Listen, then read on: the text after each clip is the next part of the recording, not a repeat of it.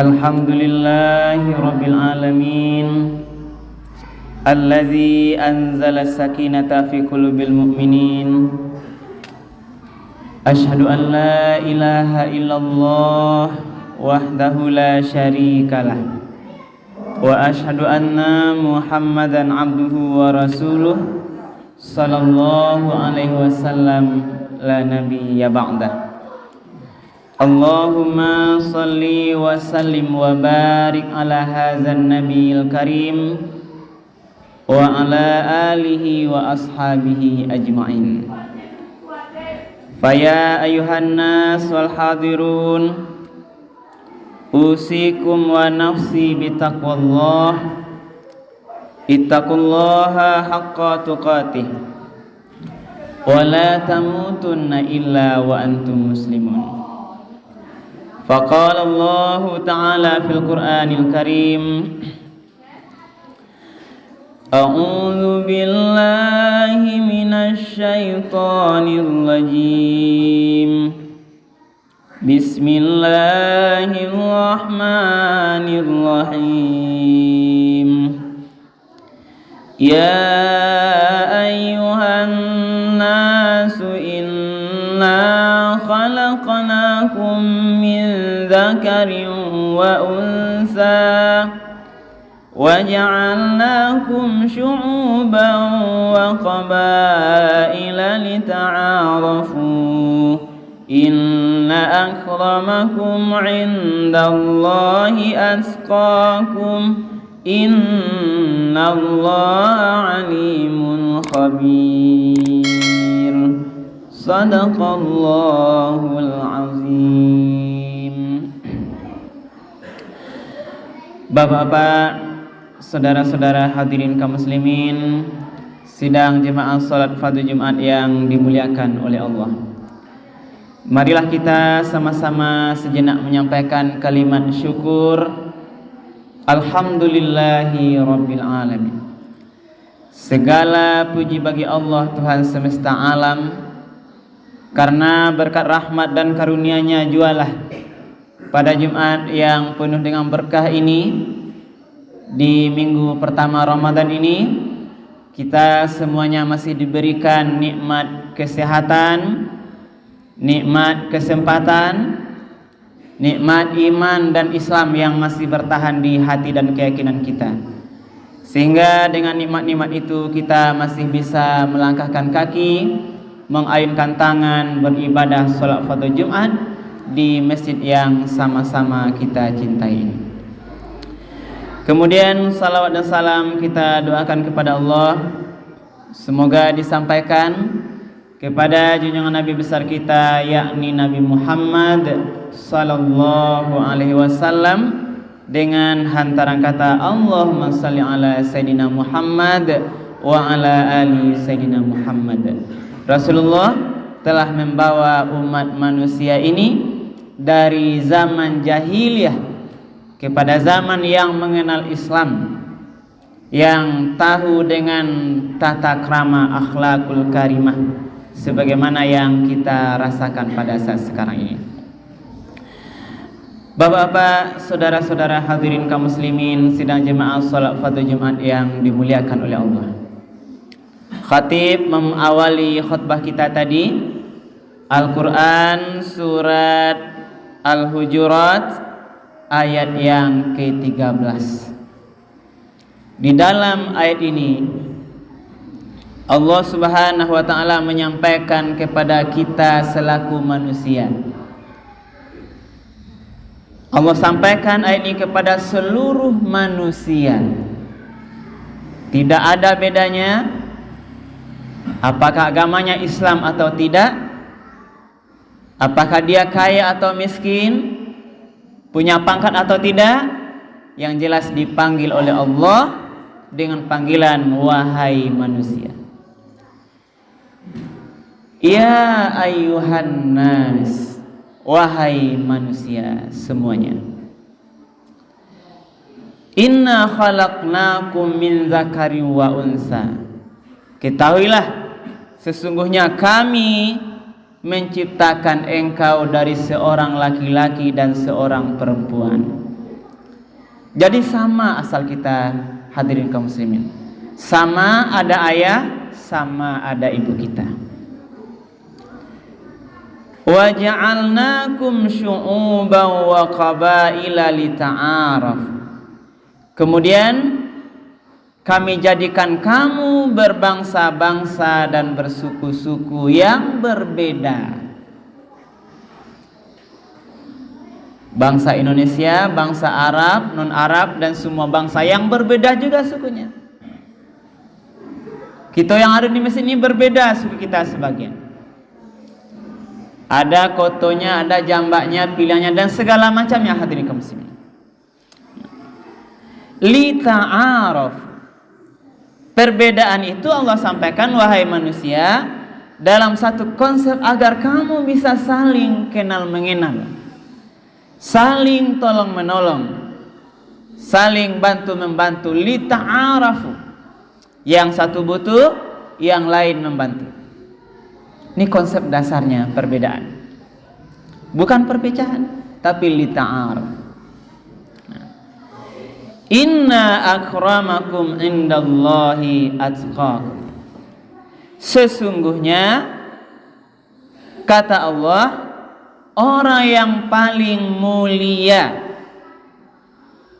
di sisi Allah ialah orang yang paling bertakwa di antara kamu. Inilah kuncinya, hadirin. Berbeda kita, ayah ibu kita, berbeda suku kita, mungkin berbeda dengan orang lain, bangsa kebangsaan kita, mungkin berbeda status sosial kita, babeda ketek banyak harato kita, babeda pangkat jabatan kita. Tapi Allah tegaskan, hadirin kaum muslimin, Allah mengatakan perbedaan itu dari sisi kemuliaan di sisi Allah, bukanlah karena siapa ayah ibunya. Ayahnya orang hebat, ibunya bapangkai, ibunya ayah maknya orang kayo, termasuk maaf ibunya, apakah mungkin ayah ibunya sudah haji atau hajah, atau ibunya demikian dengan segala label pangkat jabatannya. Bukan karena ibu bapak kita dinilai oleh Allah, bukan pula karena bangsa kita, bukan karena suku kita, tapi karena ketakwaan kita. Berarti Allah pandang seseorang itu mulia. Allah muliakan manusia. Kita kemulia kata Allah di sisinya. Itu tergantung dari kualitas ketakwaan kita. Siapa yang paling takwa, itulah yang paling mulia di sisi Allah. Itulah yang paling disayang oleh Allah. Itu yang paling dicintai oleh Allah. Kenapa Allah tidak pakai standar ukuran dunia? Karena bisa jadi orang yang miskin lebih takwa daripada orang yang kaya. Masyarakat biasa lebih takwa dari orang berpangkat.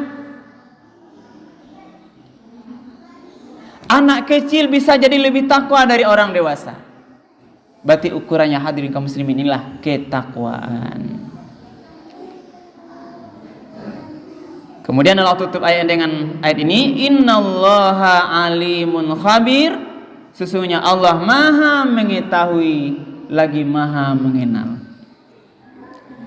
Hadirin kaum muslimin sidang jemaah Jumat yang dimuliakan oleh Allah, kita baru melewati bulan Ramadan lebih kurang 1 minggu.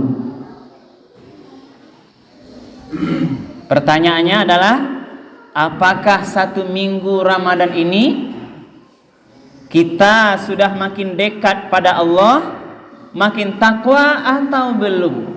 Ini pertanyaannya, teman-teman. Karena tujuan puasa itu jelas.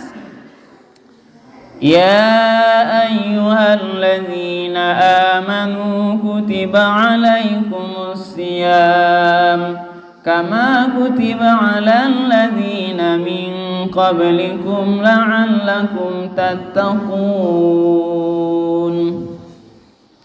Ayat ini sering kita dengar.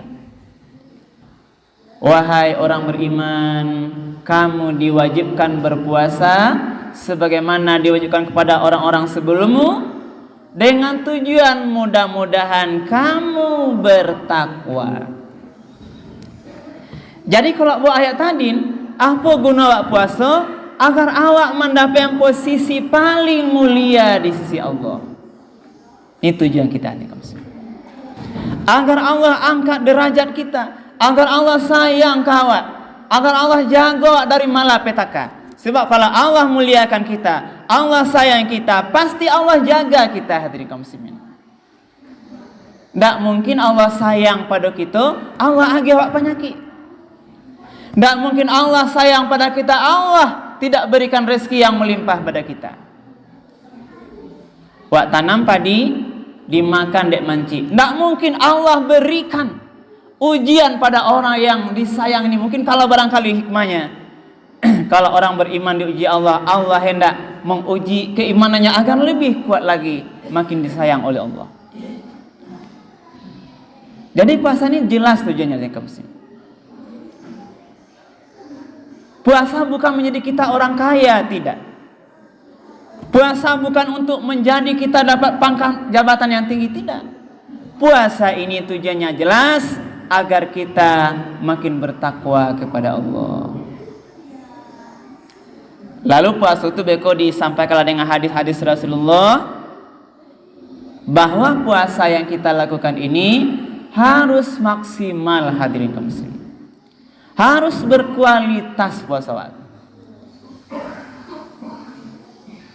Puasa kita ini harus bernilai pahala yang besar. Tidak hanya sekedar puasa menahan paru lita jo lapar, haus.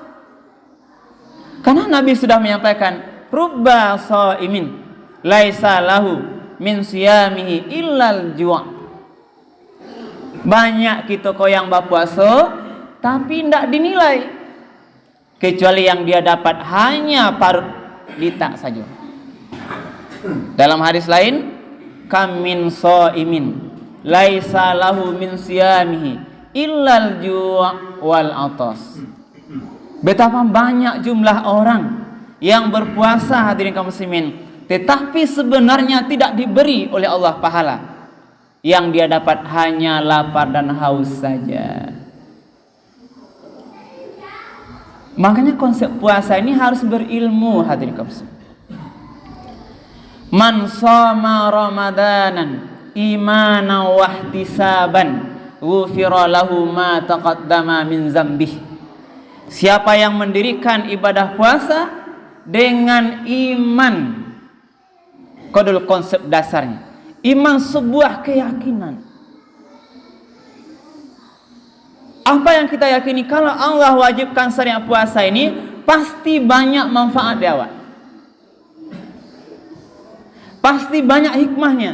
Karena Allah tidak mungkin zat yang maha besar memberikan sebuah perintah kalau tidak ada manfaat besar bagi orang yang diperintah.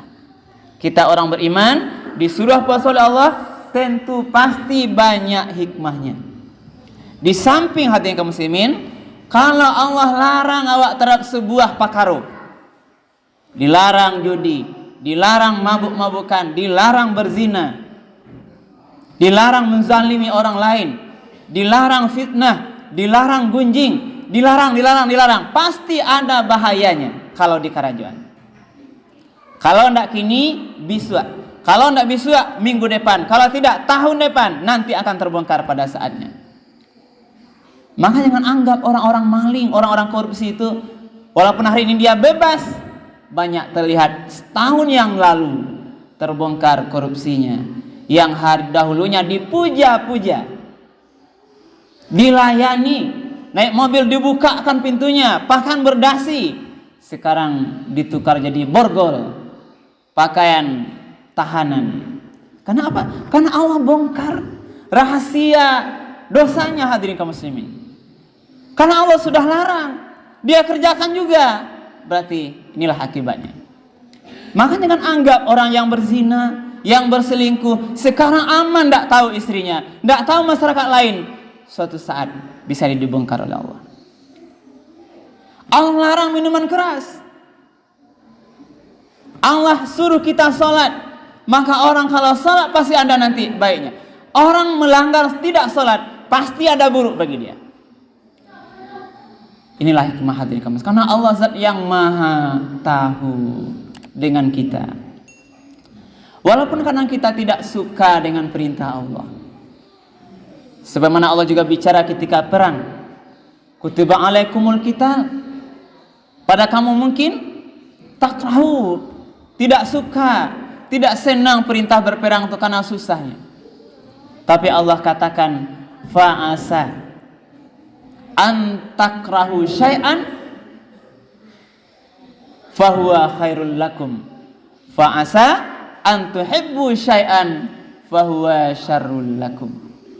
Bisa jadi perkara yang awak tidak suka hadirin kaum muslimin. Mungkin hadirin kaum muslimin dengan puasa ko bare mangaluak manahan pari ko ada makanan. Kenapa kita harus menahan minum?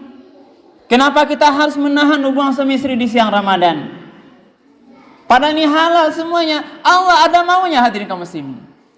Mungkin tak suka awak puasa. Awak suka mungkin marokok siang hari. Tapi Allah suruh puasa tak suka awak. Tapi ketahuilah, yang tak suka perintah puasa itu, andai memang awak tak suka, huwa khairul lakum, itu baik bagimu. Banyak orang sembuh sakit karena puasa hadirin kaum muslimin. Sumu tasihu, pangkal semua penyakit ini awalnya ini di perut. Masuk makanan hari-hari kapari awak, sado makanan siang hari. Jadi Ramadan ini perlulah dia istirahat berputar masin tu hadirin kaum muslimin. Perlu dia istirahat. Ini hikmahnya. Istirahat itu bukan selamanya. Nanti maghrib silahkan lagi makan lagi. Tidak ada orang tambah sakit karena puasa hadirin kaum muslimin. Kalau benar puasanya. Bahkan sakit ini sebagaimana Rasul mengatakan sumu tasihu. Puasalah kamu, insya Allah kamu akan sehat. Kalau betul-betul kita sempurna puasanya, insya Allah akan tambah sehat hadirin kaum muslimin. Banyak hikmah puasa. Latihan puasa ini bukan menahan makan dan minum. Kita juga dilatih puasa berkualitas. Seluruh anggota badan awak harus ikut puasa. Jadi tidak menahan makan minum aja. Kalau hanya menahan makan minum, tingkat puasa awak barulah tingkatan awam, orang yang tidak tahu berilmu.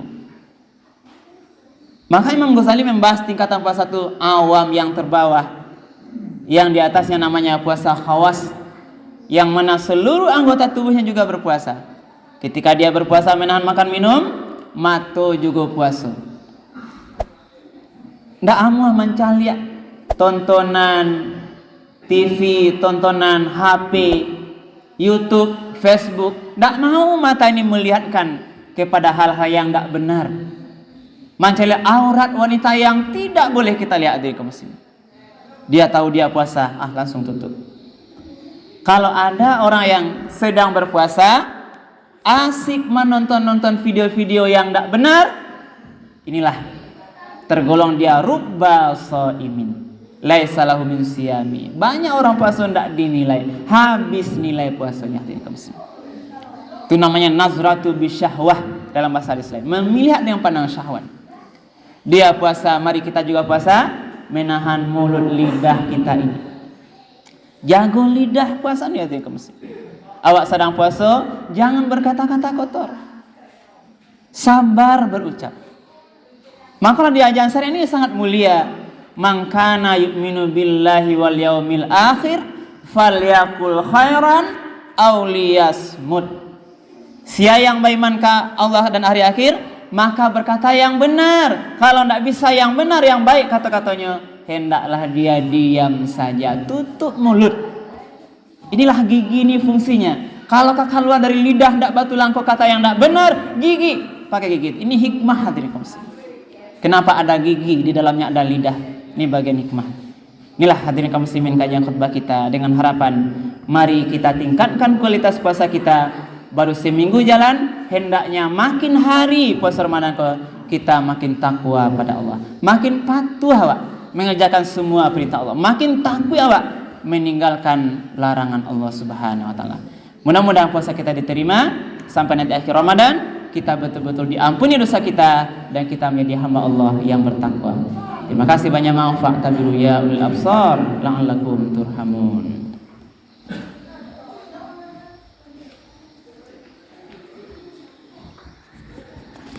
Alhamdulillahirabbil alamin allazi hadana li hadza wa ma kunna linahtadiya laula an Allah. Asyhadu an la ilaha illallah wahdahu la syarikalah wa asyhadu anna Muhammadan abduhu wa rasuluh sallallahu alaihi wasallam la nabiyya ba'da.